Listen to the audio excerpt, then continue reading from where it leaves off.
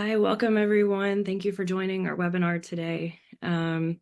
We're super excited. This is our last Trusted Family webinar for the year, and I think we have a really exciting topic and a really awesome family that's going to share some of their best practices about next-gen development. So thank you very much to the Gilbane family for joining us and being willing to talk about this topic. I'm joined today by Brianna Cole, Ryan Gilbane, and Chip Broderick, 5th and 6th gen family members from the Gilbane family. Really quick before we get started, I'll introduce myself and talk about Trusted Family for just a couple of minutes while we wait for everyone to join and log on today.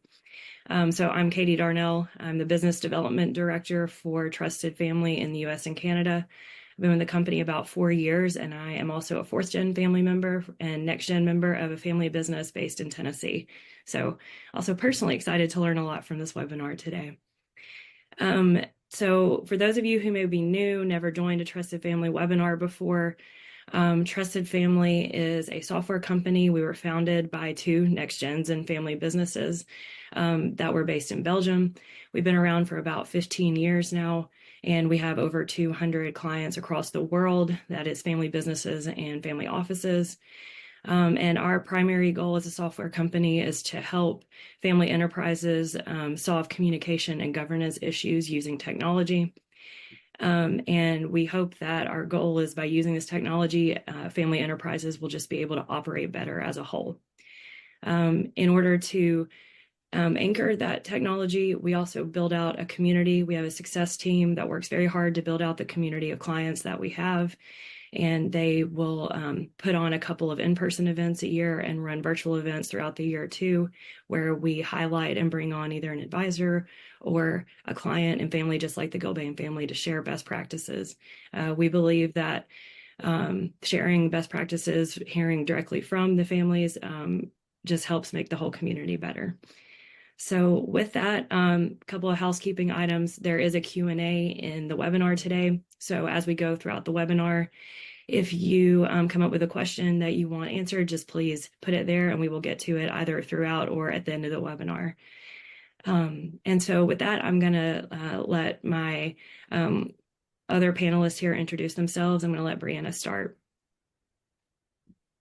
Hello, everyone. It's a pleasure to be here with you. My name is Brianna Cole. I am a 5th gen in-law family member of the Gilbane family. I have been working on our family council for 8 years, 5 of which I was the chair of our council, and I now co-chair the NextGen Committee with Ryan Gilbane, who you'll hear from in a moment.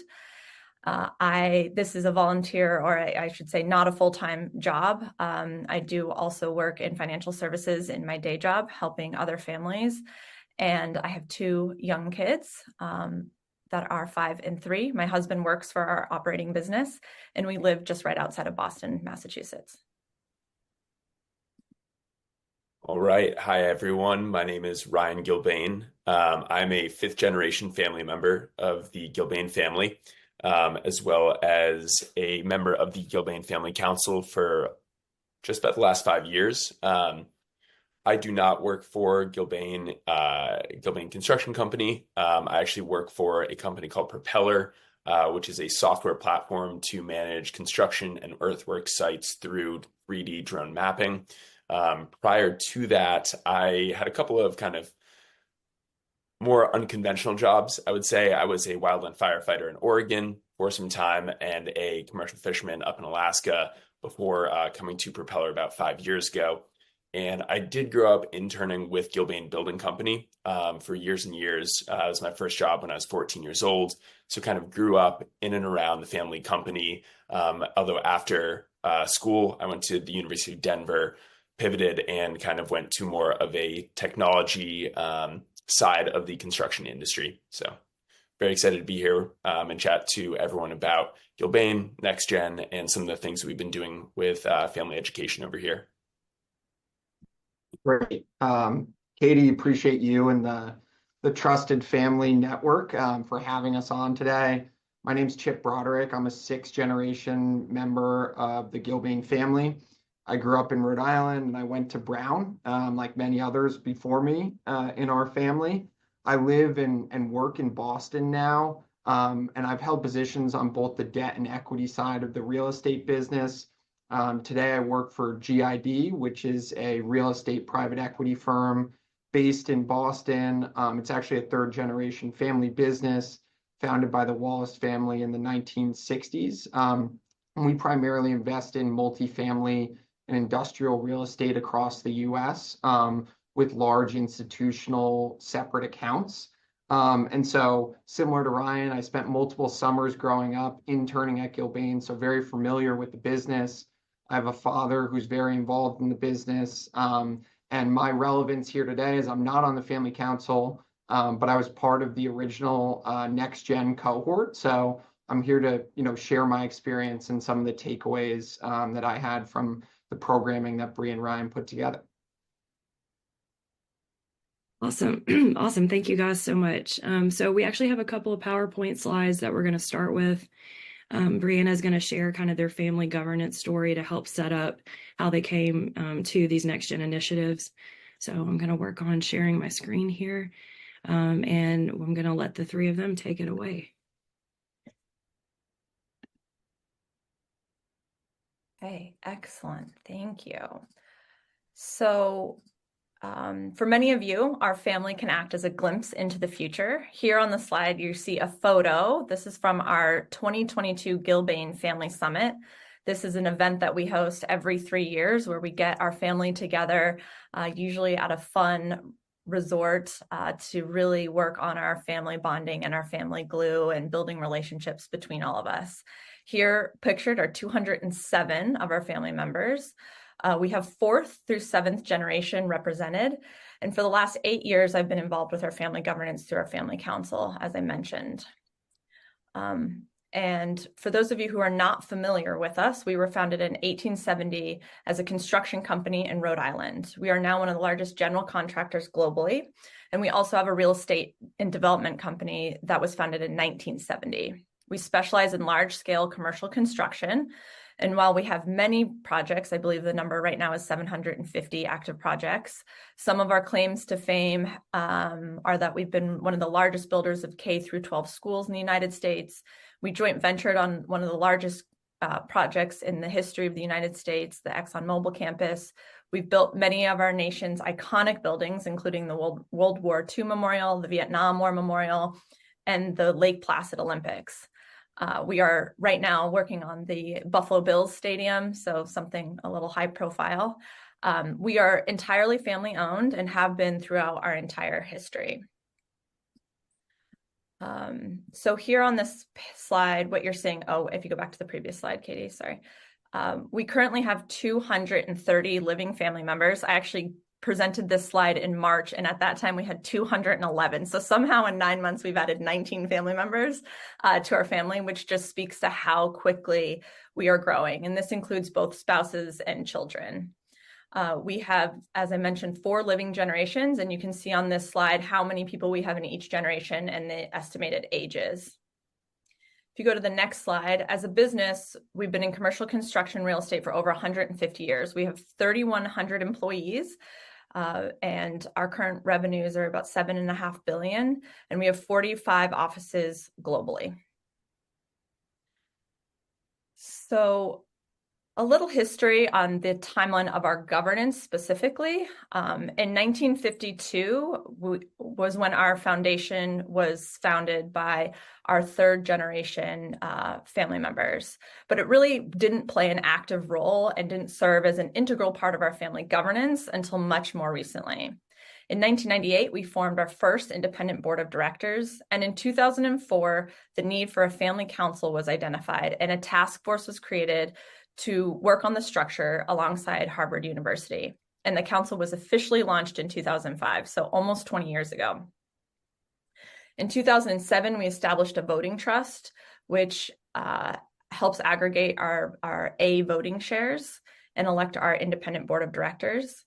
In 2021, our family foundation was overhauled and established as an independent nonprofit and now plays a much more integral role in our family continuity and family giving. So if we go to our next slide, this is our senior corporate leadership, which at the moment comprises of 3 family members, which are highlighted in red, and 1 non-family member who is currently the CEO of our construction company. Chip's father is highlighted here as well on the right-hand side. On the next slide, we have our board of directors is actually going through a bit of a transition at the moment, so there's a lot of them listed here, but we have a good mix of both independent and family corporate board of directors. Our family members will drop to 2 at the end of this year, and we have both 4th and 5th generations represented.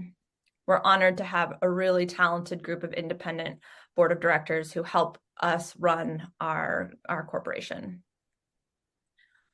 On the next slide, I wanted to, this is our Family Foundation board. And I really like this slide because it allows us to demonstrate the diversity in our governance structures. So on the bottom left, you're going to see a legend that indicates our 5th gen in yellow.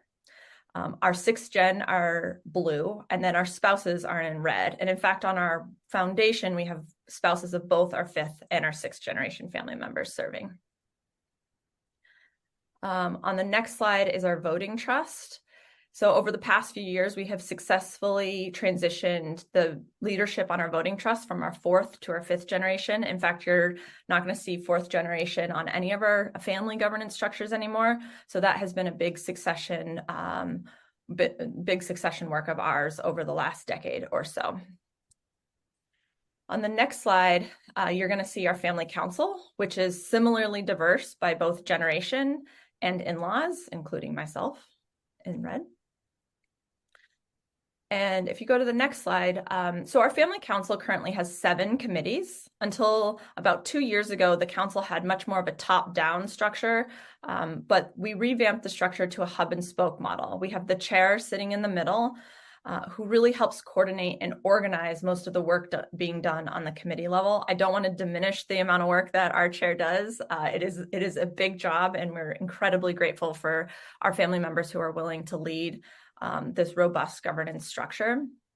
But our committees are the ones that are really in charge of executing the work that they're responsible for. Our committees will change based on the needs of the family.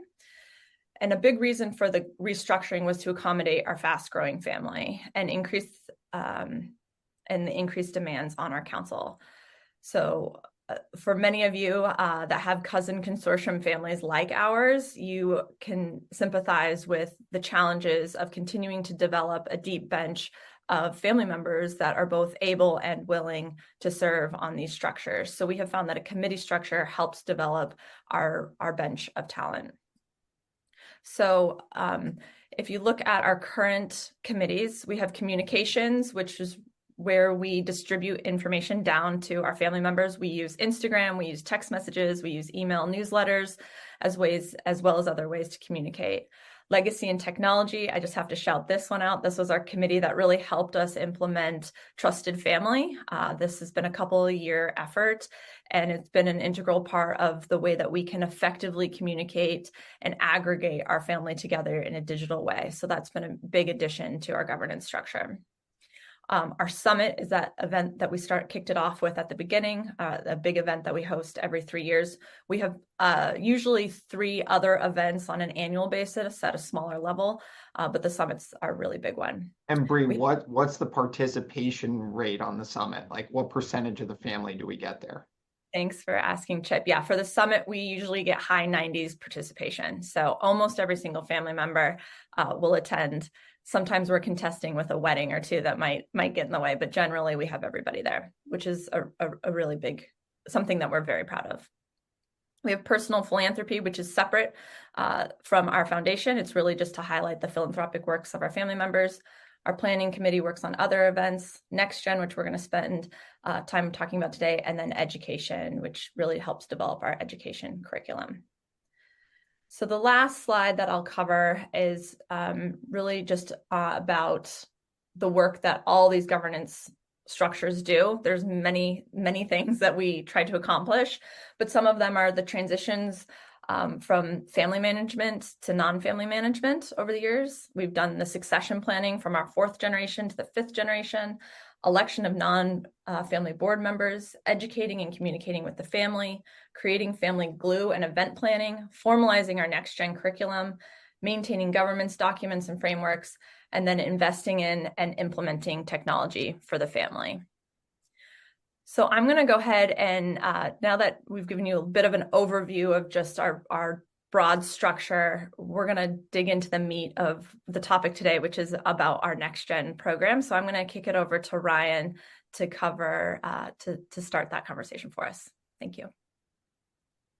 Thanks, Bree. So as you have just seen, the Gilbane family has really been growing exponentially generation over generation. I think just the stat that Bree said earlier about in the 9 months in between giving this presentation, we added 19 family members to our family consortium. And so as this family has been growing exponentially, we started to really see a difference between shared experiences and learning opportunities for some of the previous generations that were a much smaller base of family members, company owners, as compared to looking forward to future generations with this exponential growth curve. As you just saw, also, the Gilbane Family Council has been great at leading family education between quarterly events, doing programming around shareholder meetings, as well as in these summits that we do every 3 years.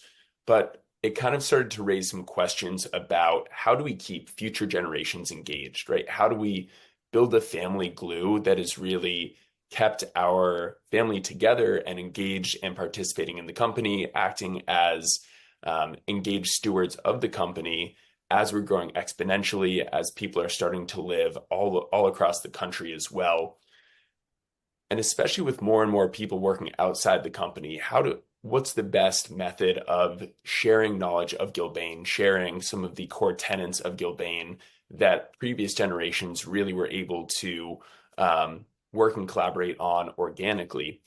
And so this started some conversations within the family council, as well as within previous generations, about what does that look like? What does educating the next generation of conscious stewards of Gilbane look like? And so this kind of started some thoughts between Bree, myself, the rest of the family council about building a next-gen Gilbane education program with really the need to, or rather with the desire to keep family members engaged, building that family glue. So some of the core ideas that we were thinking about was really, like I said before, educating the future generation of shareholders. It's building the knowledge to be responsible stewards of Gilbane, as well as kind of helping to add a diversity of knowledge to this next cohort that could help throughout their careers and help build engagement, as well as participation within shareholder meetings, summits, things like that. Another aspect of it is with such a large family, 230 living family members, how do we kind of cultivate a healthy and active networking opportunity between some of these younger generation family members? How do we kind of open the tap of knowledge between some of the older generation family members who work within Gilbane as well as outside of Gilbane? And so this kind of gave birth to this next-gen education program with Gilbane. So one of the aspects of this next-gen program that we were really excited about was building some more bespoke education to this next-generation cohort. So for the first year of the next-gen Gilbane program, we focused on the 20 to 30-year-old age group. We felt that this is a group that, as our family is expanding quite rapidly, might not have as many organic opportunities to go and spend afternoons together, to hang out outside of these more formalized shareholder meetings or summits. And so one of the main goals was to bring this cohort of younger shareholders together to engage with each other, to participate in an education program with more like-minded and similar experience level peers, as well as to like I said before, give exposure to some of the other generations. We have a ton of family members who work with Gilbane Building Company, as well as even more who work outside of it, right? How are we fostering collaboration between some of those non-family employees with some of this next generation to pass on some of that knowledge and information? So, like I said before, there's a real focus on kind of building this next generation of knowledge and confidence with these younger shareholders, as well as creating that family glue, that kind of organic participation that they might not have gotten as people are living in California as well as the East Coast, right? They don't quite have as many opportunities to come together in an organic way. So that being said, we did run the first iteration of the NextGen Gilbane program, which Chip was a member of that cohort. And so with that, I will pass it over to Chip to chat a bit more about what that looked like, as well as some of the curriculum that we covered in that program. Sure. Yeah, no, appreciate it, Ryan. And, obviously appreciate all the hard work that you and Bree put into establishing the program. I thought, like, just as a starting point, to create a more bespoke version of next generation education was one of the things that attracted me to join the Next Gen cohort. I believe our total program was 10 people, something like that. And these people were really committed to learning more, and they were committed to showing up, right? So we had multiple in-person sessions, and then Zoom sessions with cameras on that you had to be a part of, right? And I think that accountability of having to show up was really important in the success of this program, versus just shooting out a wide Zoom call to the next generation, right? It's like you're accountable for 1 year to show up and to really learn and be engaged. So I thought that that's kind of an overarching theme that Bree and Ryan did a great job of really getting people engaged. When I look at kind of that last slide and the goals of the program and my experience within it, I break it down into really like 3 categories. The first being building shareholder knowledge and confidence. The second being creating that strong network amongst family members that are no longer quite as close as the previous generations. And the third being leadership, self-development, and other skill sets that we can learn outside of the family business. So in terms of building shareholder knowledge and confidence, we had a one-on-one with the Gilbane CFO to walk through financial statements, right? Like, what are the packages that we receive every quarter? How do we read through these? What are the entities that make up Gilbane, right?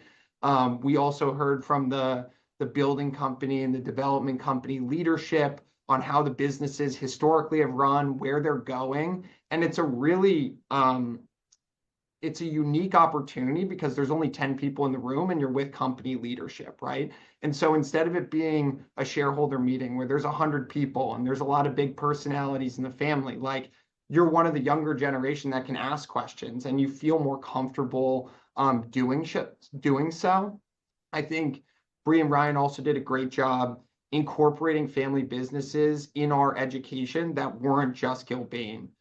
We had Devin DeSantis, who works with LGA Global, who advises our family and our family council and our family foundation. He came and spoke on contextualizing Gilbane within like the broader landscape of family businesses, right? So placing Gilbane within that landscape. And then we also we read a Harvard Business School case study on Carvajal, which is a South American printing and packaging company. And then we had someone from the family actually come and speak to us on how they dealt with succession planning, how they're structured, how their next gen programming works, right? And so it's not just education within the business, but also, bringing in outsiders to contextualize how our family business fits into that broader landscape.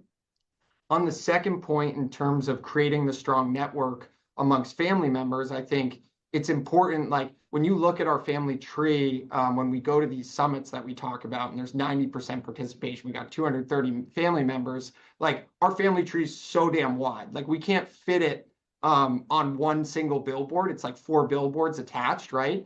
And through this program, like I'm on one side of the billboard, Bree and Ryan might be a little more central, but I met people on the complete other side of the billboard that I would have never gotten to know otherwise. And so it creates those connections that you wouldn't have just through your direct family. And kind of going back in terms of connection, I think for next generation programming, it's super vital to have in-person meetings. We kind of bookended it where we did one after the shareholder meeting in Providence, and then we had kind of a capstone in Chicago at the end of the program. And having those in-person meetings makes you a lot more comfortable to speak up on a Zoom call and to get to know your fellow family members. So I thought that that was really good. And then I also think in creating those connections, it's one about, learning about the business. So for example, our capstone in Chicago, we toured the Gilbane Chicago office. We went on a site tour, so we got to see the tangible part of the business. Again, we heard from company leadership, but also we did fun things. We went on an architectural tour of Chicago, right? We did deep dish pizza together. We went to dart bars. We did dinners. We had drinks together. And so that kind of organic stuff also helps in creating more of a cohesive next generation. And then lastly, just to quickly touch on the self-development and leadership skills, I think Bree and Ryan, not to toot your horn so many times, but you did a great job leveraging, both company resources, but also resources outside of the company, right? Like I'm sure everyone on this call has family members who are super capable and in, dynamic parts of their career who can come and speak to the next generation who don't even work for the family business. So we had someone from our family who's a 35-year investment banker come and talk about corporate finance and transactions. Bree spoke for 2 hours on family trust planning and financial planning, right? And so these are all skills that I didn't have beforehand. They're not even that related to Gilbane, but they're just good educational skills. And then in terms of leveraging business resources, we had Gilbane HR. So we're using the actual infrastructure of Gilbane. We had them come in and we did a personality test on all the different cousins. And so people got to learn a little bit more about their personalities, what their strengths were, what their weaknesses were, and really understanding and driving that self-development. So when I look back on the year, it was great. A lot of different educational points. I think, me and all the other members of our cohort were probably more engaged and more educated than we were prior.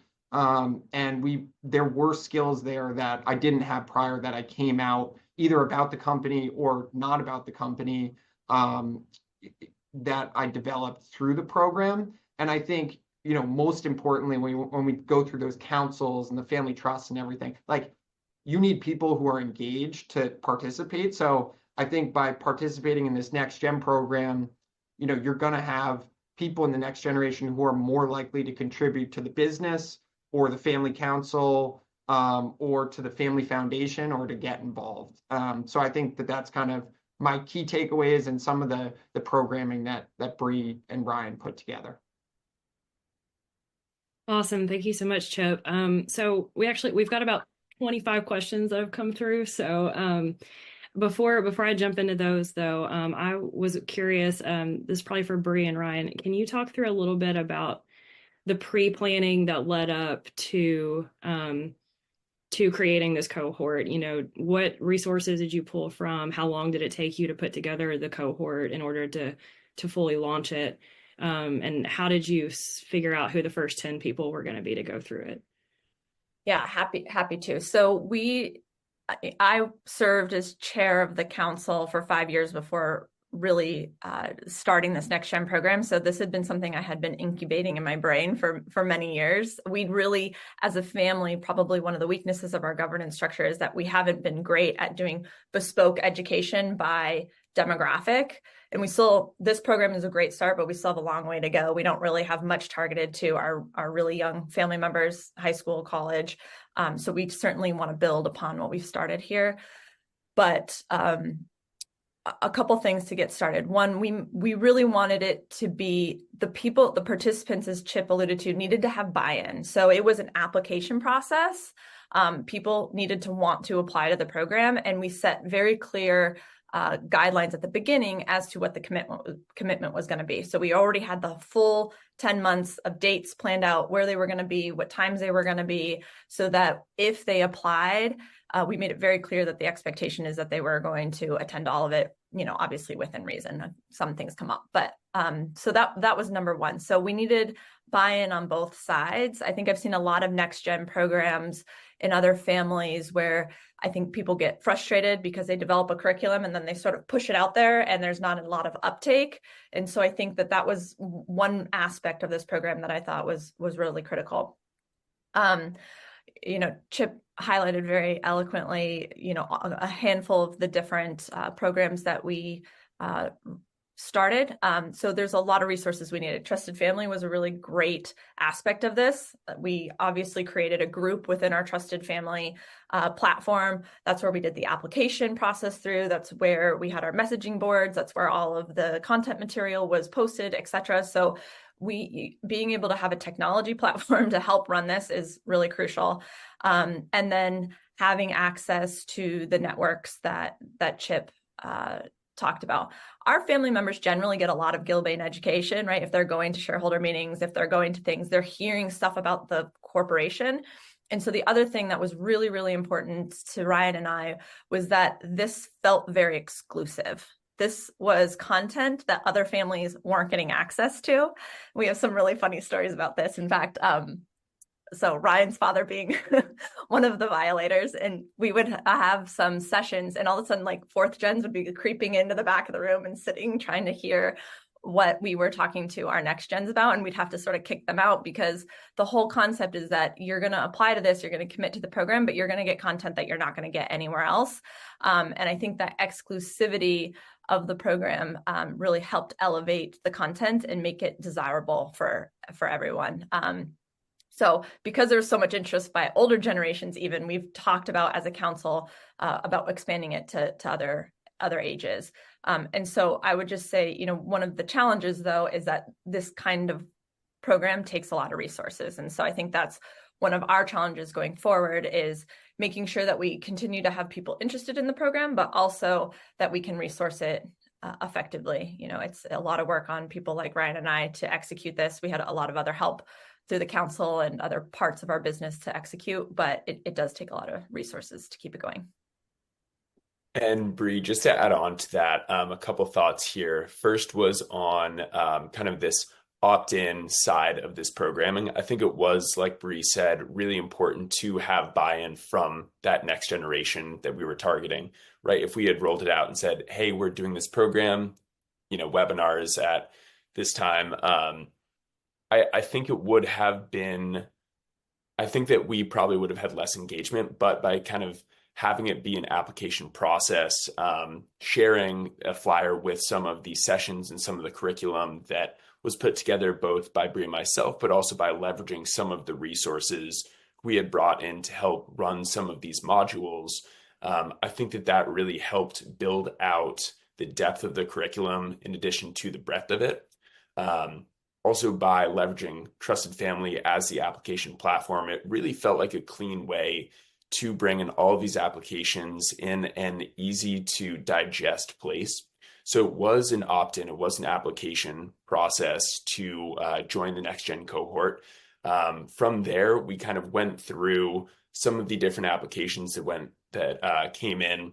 And one of the main goals was to create a space where people felt comfortable being with like-minded and of similar experience peers. So that was definitely a big criteria in terms of selecting the people in this NextGen program, right? To kind of build that comfortable space where, as opposed to shareholder meetings where someone might not want to speak up and ask what they might think of as a dumb question, really kind of creating that almost safe space mentality so that we could have 10 people in a room with a CFO and ask questions that older generations might know the answer to, but they might feel a little bit less comfortable speaking up and asking that question. And so I think that the kind of opt-in, the application process definitely drove engagement both within the platform and in terms of interest in the program.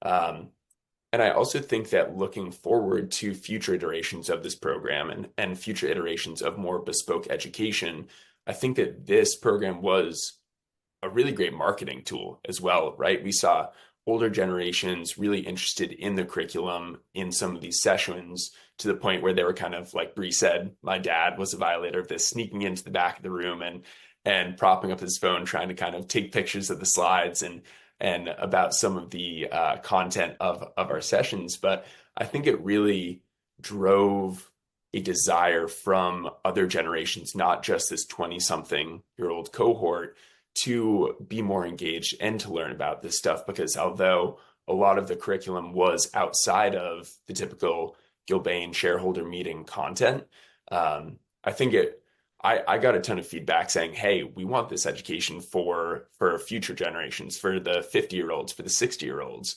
right? It's stuff that I think the breadth and the depth of the curriculum, as well as kind of that exclusivity, really drove some desire to expand our education into more bespoke groups. And I think also, like, and correct me if I'm wrong, but I'm sure when you guys reached out to different family members to help out, like, they're happy to do it. Like, the people within the business are so passionate about the business. They want it to go to the next generation. They want people to receive that education. And then the people outside of the business want to talk about what they've done with their career. They want to help the next generation of their family, right? And so once you reach out and engage with those people, they're actually pretty willing to buy in. At least that's what I saw on my end. And so, just asking the question and, getting people to buy in, I feel like is easier, once you ask. Awesome. So a couple of questions that are coming in. So did you have to decline people when they applied and you only wanted to keep it to 10? And how did you guys handle that? Yeah, I was going to jump in on this. So we're really not in the business of turning away family members who want an educational opportunity. So we had announced that we were going to take between 8 and 12. We didn't have to decline anyone. We actually got a perfect, we did have one person apply, and then in kind of pushing them on their ability to actually commit the time, it was mutually agreed upon that he just wasn't going to be able to attend in a way that was effective. And we didn't want to degrade the program by accepting him and then not having him actually attend. So one person sort of mutually opted out. But no, we didn't have to decline. I think the real purpose of the having an application process is twofold. One, to have the buy-in, right? You have to actually put the effort in to apply, which indicates that you actually want to be there. And two, we do want the group size to be manageable. So, if we had ended up with 13 applicants instead of 12, would we have taken all 13? Probably. But if we had 20, we probably wouldn't have. Now, we're making this up as we go. So we could have gotten creative and maybe pre-populated the next year's program with 10, so we're not trying to turn away people, but we are trying to create that barrier to entry, and that buy-in is the real purpose of that application process. Here I was thinking it was exclusive this whole time, and everyone was accepted. Yeah, well, Chip, the other joke is that now we have our clause in use that we can bring you into all of our governance structures. It's really a good recruiting tool too. Another question from our audience. What do you think has contributed over the decades to the, says that it seems like you have a really great positive family spirit and that you guys have really been doing a great job of driving that family glue.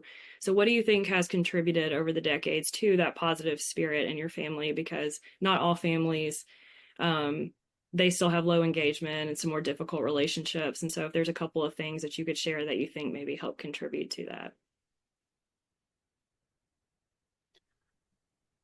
So, yeah, I have a couple of thoughts here. So I feel lucky to have grown up in what I kind of think about as kind of the central hub of Gilbane, which is Rhode Island, right? That's where Gilbane is headquartered. And so I had the opportunity to intern with Gilbane as well as interact with a lot of cousins, uncles, and other family members who are local to Rhode Island.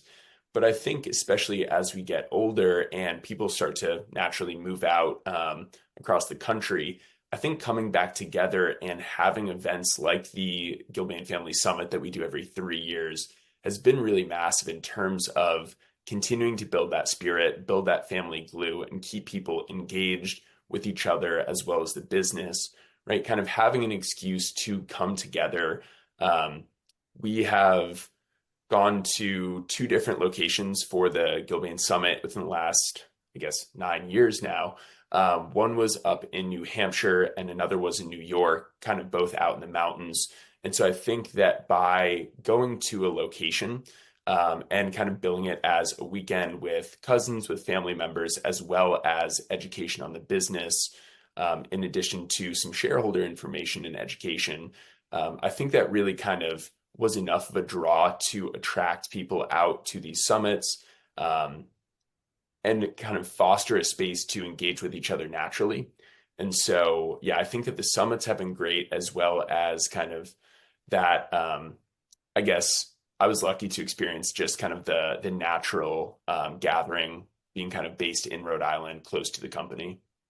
Yeah. Bree, do you want to talk about the family council? Because I feel like the family council has been so instrumental over the last 15 years in getting people together and all that. Yeah, so I'll jump in a little bit. I'm an in-law, so I did not grow up around the Gilbane family, so I have a bit of a different perspective. So my perspective is a little bit more, I guess, academic on sort of governance and just an observation of learning a lot about family businesses. So I would say, first of all, there have certainly been times in the 154-year history of this family that things got really difficult. We don't want to paint this picture of, we just got here without any issues. And so I think that what, in my observations and hearing stories, is that it's all about really understanding what the goals of the family are, right? There has been a very rich culture within this family that historically that we wanted to keep this family business a family business. And so in order to do that successfully, that has taken a lot of sacrifice from a lot of family members, particularly, I would say, in our 3rd and 4th generations. And so sometimes that's economic sacrifice, right? There might have been opportunities to make more money, but for the cohesion and keeping the business family owned, there was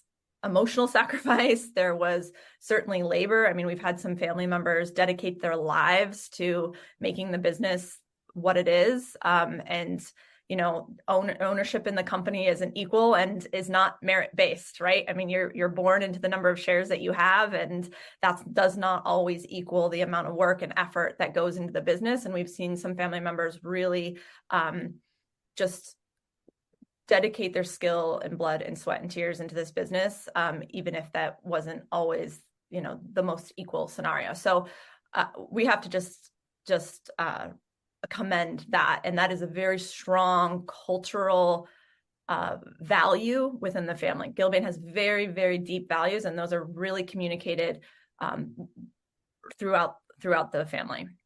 I think there's also something that I've observed, having spoken to lots of other families, and this is certainly part of the council piece, is that I think a lot of families start to mix corporate governance and family governance into one pot. And I think it's really crucial that you separate those two, right? So for example, our corporate board is a corporate board. It deals with running our operations and the operations of the business. It is not a forum for shareholders and family owners to bring their grievances to key leadership. That needs to happen in a very separate format. And so that's why we have a very intentional division between what happens in our operating business and what happens amongst family owners. And I think sometimes that can get really blurred in family businesses. And that can be the same people. It can certainly be the same people that are running your, if you don't have 230 family members, if you have 10 family members, you're obviously going to have overlap between your corporate structure and your family structure. But I think you have to create a really firm boundary between what conversations are being had in what context. If you think about a publicly run company, you don't have shareholders knocking on the corporate board, being like, I didn't like your dividend, or I didn't, whatever the grievance is of the day. So I think you have to have really firm boundaries of where you can have appropriate conversations and develop those channels. So that's, I would say, where the council really came in, was to be that place where we could have shareholder and family related I want to say issues on the negative side, but also we spend a lot of time. It's like raising toddlers. I have 2 toddlers. You want to spend a lot more time rewarding good behavior than knocking down bad behavior. So we really spend a lot of time on that culture and value piece of highlighting the successes of our other family members and, you know, touting the fact that we get a 98% rate at our summits, and all these big wins that we have really overcome, you know, some of the more challenges. And I would say, you know, the 4th generation sacrificed a lot for us, and that was really challenging for them. But I will say that what we've done as a family really well is that some of the difficulties that the 4th generation might have on a relationship side really hasn't permeated down to the 5th, right? Our 5th generation and 6th generation cousins get along really well. And so that's, I think, just a testament to overcoming those challenges that many family businesses experience.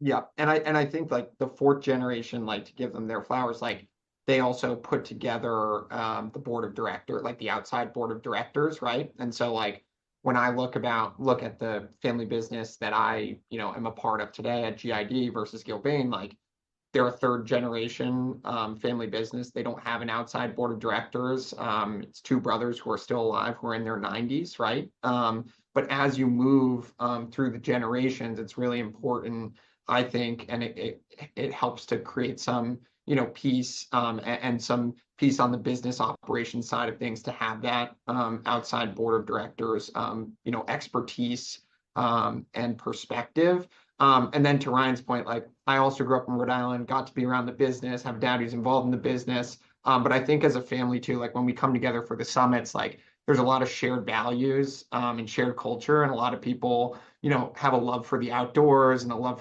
for adventure. And so, you know, we're all very much interrelated in a lot of the passions we have, which helps us connect. And so we do events outside of the summit too. We do a family ski trip majority of years.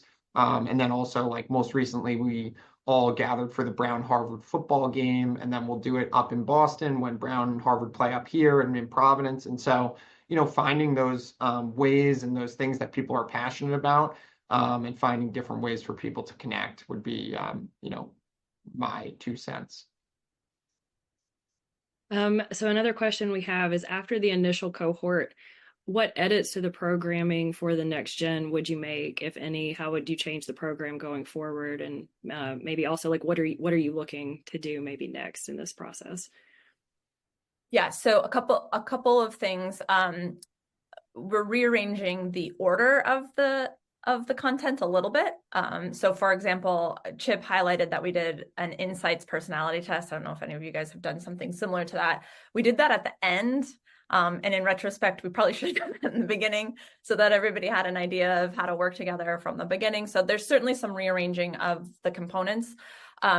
We got a lot of 20-year-olds in the first cohort. We'd like to get more 30-year-olds, but I think a lot of 30-year-olds have kids and other things. So we're doing a pared down version of the program for them, just from a time commitment standpoint.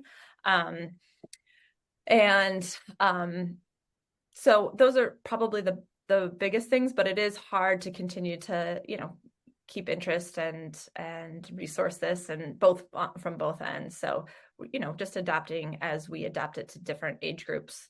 But overall, I think it went pretty well. So we're not making huge tweaks to it. And to add to that, I think that some of the feedback that we had gotten from older generations was that a lot of the curriculum and content that we went over would resonate with them as well. And so in terms of changes to curriculum or content, I think we're looking less at that and more about kind of opening it up and making it accessible to other age groups and other demographics, and kind of coming to them a little bit more, where the 30-somethings are getting married and having kids and might have a little bit less time to dedicate to a full year-long program. But I think in terms of the curriculum, keeping some of that going, I know that we got some great feedback about involvement of speakers and presenters who are outside the family. And so kind of running some of that back as well. But yeah, I think some of the biggest changes would be, I guess, tweaks to the order of the curriculum, as well as changing the length of the program to try to attract other groups and other demographics. Do you guys have opportunities for your next generation to engage with other next gen members from other family businesses? Was that part of the cohort, or how do you encourage that within the generations, if you do at all? We really haven't. I mean, we've had speakers come from other organizations. I've sort of discussed this with I have a pretty broad network of other family businesses, so we've sort of threatened to make this happen, which would be awesome. But just like everything, time and energy is always a limited resource. So it's a great idea, but we have not formalized any real structure to do that at this point in time. We have enough people to meet within our own family before we go to others, but. Another quick question. So obviously you guys have a huge family. You're deep in the generations right now. Any advice for smaller families that don't quite have just in sheer numbers of family members, the bench strength just yet to pull from to get involved in the process? Any advice for families on where they need to start, or kind of how they can maybe trim it down a little bit to fit how the size of their own family?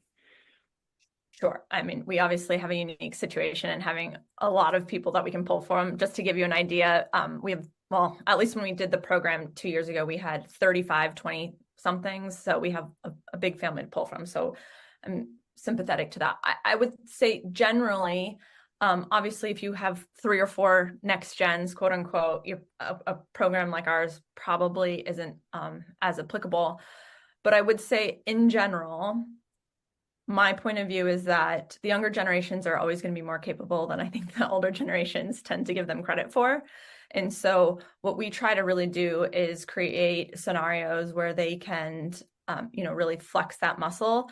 And so I think that can look a few ways. I think transparency and communication is vital. I'm not really sure that limiting communication with the next gens, especially once they're sort of already out of college and launching their own careers and things like that, is helpful. I think that we're trying to build really good stewards and really good shareholders. And in order to do that, they need to have information and they need to be given the space to make mistakes and to ask stupid questions. And I think that you don't want the scenario where you have, a 95-year-old patriarch and he hasn't given up anything until the next generation is 65 or 70. I mean, you've sort of lost the generations and the opportunity to really foster that bench of talent. And so it looks a little different in our family because our 20-year-olds are, they're not all vying to become the CEO of our business in the same way, but we have a real opportunity to create a growth mindset amongst our generations. And so we really value them having big, fulfilling careers where they're having their own success.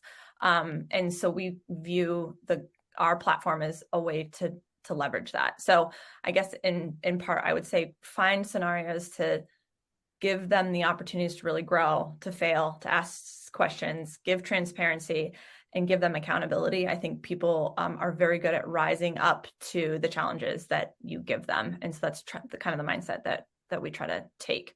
How you actually execute that on your family level, that's very bespoke to you. Happy to talk offline if we want to brainstorm on those ideas. I think education, like to your point, Bree, like education is the most important thing. Like, making sure people have information that gets to them.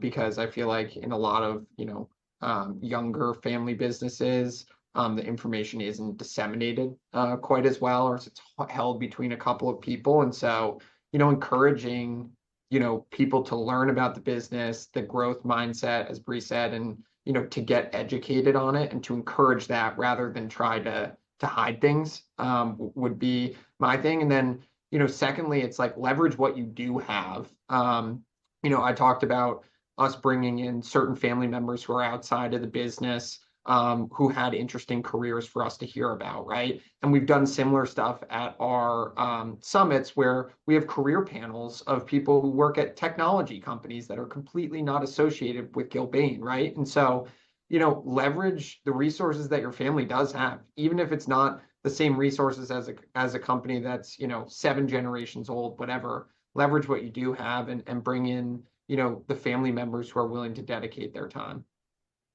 Yeah, I also think that I completely agree with that point, Chip, about education and exposure. And I think really kind of trying to cultivate the opportunities to exposure that you might have access to. I remember growing up doing internships with a company, and we would have a couple, say 3 or 4 family members interning at the company at one time, and just taking an opportunity to sit down with the CEO and have a casual lunch and right, just kind of do more of kind of a, I don't want to say fireside chat, but just more of a casual experience where there is the opportunity to ask questions that might not be raised in a shareholder meeting or something like that, right? It's, I think so much of it obviously depends on where you are as a family and a company, as well as the goals of kind of what's next and what you want to build into an education program. But I think a lot of that, again, starts from exposure and casual conversations and just being, I guess, giving the footing to be able to kind of, like I said, ask the quote unquote dumb questions, and just more interaction, the better, right? I think it's exposure, I think it's opportunity, and I think it's education. Internship's a huge point too, Ryan, because like I also intern for the company. We encourage everyone to intern for the company if they have interest, and like that either drives you to say like I have interest in working for the company or I don't, right? And so I think internship is another great form of education for the generation that's even, younger in their late teens or early 20s. Awesome. Well, we've got about 4 minutes left, so I'll wrap it up with one more kind of question here. I feel like a lot of times when I talk to other families working on their next gen programs, a lot of times it feels like it's a very top down approach where it's the older generations being like the next gen needs education and they need development. Or like at a family office, maybe some of the family office administrators have been given the responsibility of educating. I personally think that one of your keys to success is that it's kind of been organic within your own next generation. You guys have kind of taken ownership to educate yourselves and develop yourselves. Would you agree that you think that's been a huge piece of it, and that for other families, like maybe trying to find this like champion or this person within the next gen to kind of use it as a leadership opportunity, honestly? Yeah, no question. I mean, I'm in my late 30s at this point, and Ryan's in his late 20s. So when we were running this program, I mean, Ryan was of the demographic that we were educating, and our second cohort is my age, and so it also made it really easy for, if I'm driving content afterwards, I could go to Ryan and be like, was that interesting? Did you like that? Was that engaging? And he could really be a sounding board for that. But I think that in our family, that wasn't like our family member leaders are young. I mean, that's who's populating our family council. And a lot of that had to do with the intentionality of removing our older generations from some of our governance structures, because really your governance structures are for the future, right? They're not for keeping things in the past. I think that it's very easy. Inertia is a powerful force. And so you need to be willing to really look forward and release control. And so we've been very intentional about that. And so our council, I mean, we have some older 5th generation family members on our council, which they're amazing and they're incredibly helpful. But a lot of our family council is in their 20s, 30s, young 40s. So that was a really natural fit for us. That wasn't something we had to, I guess, I hadn't really thought about it, Katie, but yeah, I do think it was helpful. And I think that it maybe made the program a little bit more organic and true to what we thought. And I also think that Ryan and I were able to say, we're not like talking down on people like, oh, we need to teach them some basic stuff. We're like, no, this is the stuff that's really intellectually engaging for us. And when I heard it, I sat on a call and I heard this family speak and I learned a ton. So let's teach it to everybody else. I think that pure education is really impactful. I think it helps with the recruiting too. Like I know Bree and Ryan just from like, summers in Rhode Island, like all this stuff, like we know each other. And so it's not like this top-down approach where someone from the company's like, you guys need to be educated. In many ways, it felt very organic because, Ryan, Bree, and I knew each other prior, and like they're learning alongside us, right? Like it's not like this was something where they weren't getting a benefit too, right? Like we're all learning together as we go through this, and they just happen to be programming it. So I think it was definitely a helpful component and made it feel more organic.